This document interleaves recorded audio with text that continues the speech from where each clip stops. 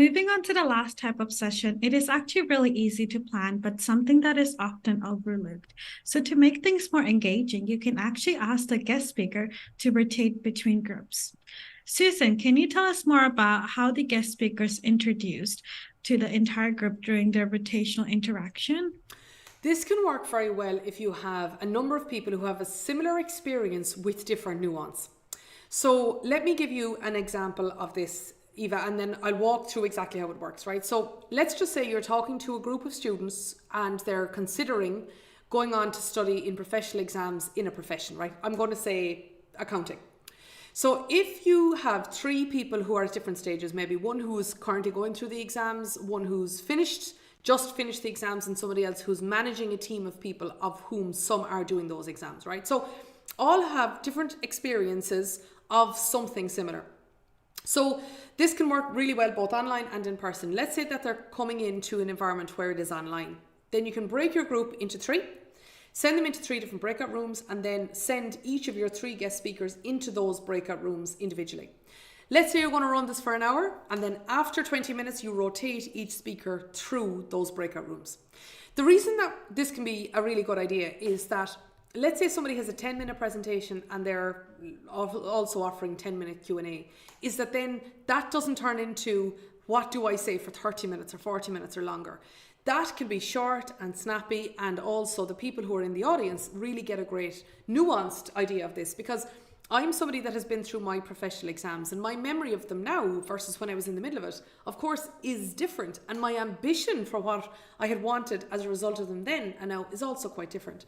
So in person, you could break the group up into groups and also send them into different corners. Even better if you can send them into different places.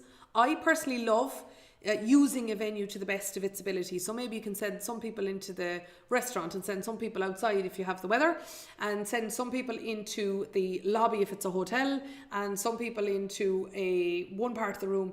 Is that it really then you have that sense of people getting up and moving around. Also, just from that point of the actual rotation, if you have people online, I always find that it's much easier to move single people through breakout rooms rather than moving groups of people through breakout rooms. So if we have 30 people, three groups of 10, you keep the 10 in the breakout room, and then the guest speaker you move every 20 minutes.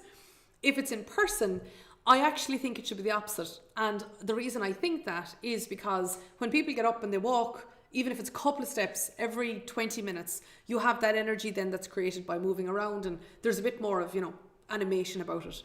That is something that can work very well if you have a couple of people, different nuance, and a way to keep something punchy for maybe that a little bit longer of a period of time, like an hour.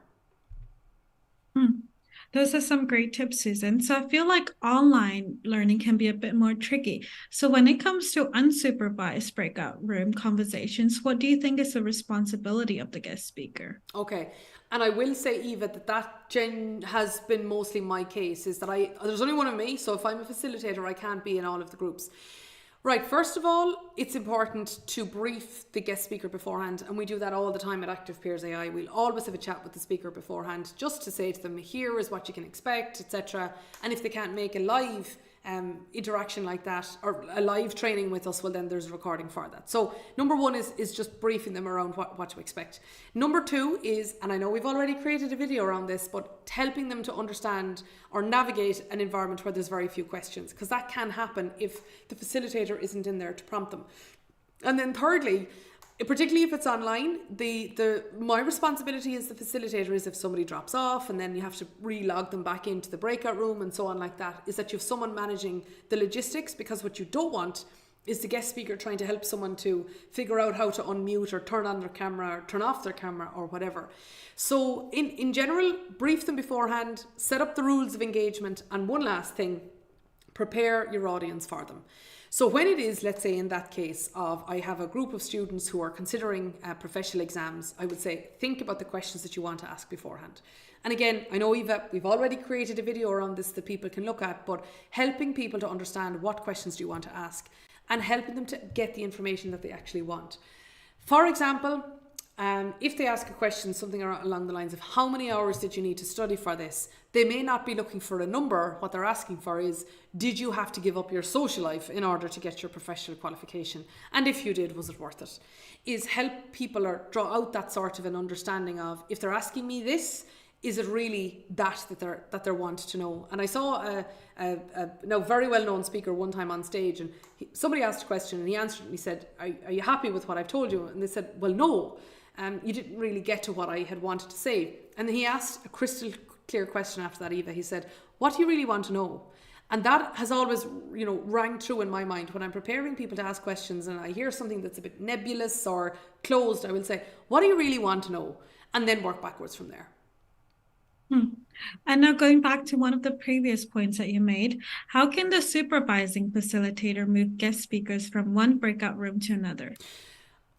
On Zoom or on Teams or something else like that, it can be very simple to do. You just, first of all, practice it beforehand, but all you need to do is actually rotate a speaker through. Now, on Zoom, Blackboard Collaborate, Teams, I've been in them all. They all have just different nuances of how to do that. For example, in Blackboard Collaborate, after you move somebody, you then have to press save in order to reconstitute everybody. On Zoom, you don't have to do that. And I remember one night I was really stuck wondering, how is this going so wrong? I moved people. It was because I hadn't done that. So practice it beforehand.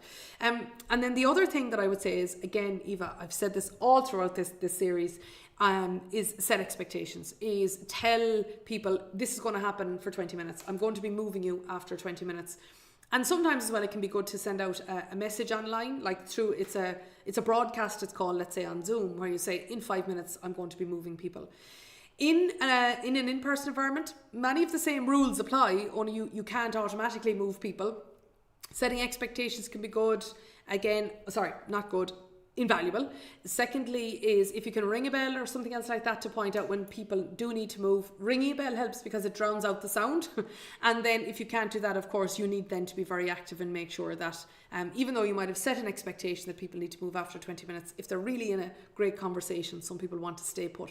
So actually physically going and making sure that it happens keeps you on your toes. Those are some great tips, Susan. Hopefully your advice will help our guest speakers rotate between groups seamlessly. Thank you for your time today. Thanks a million, Eva.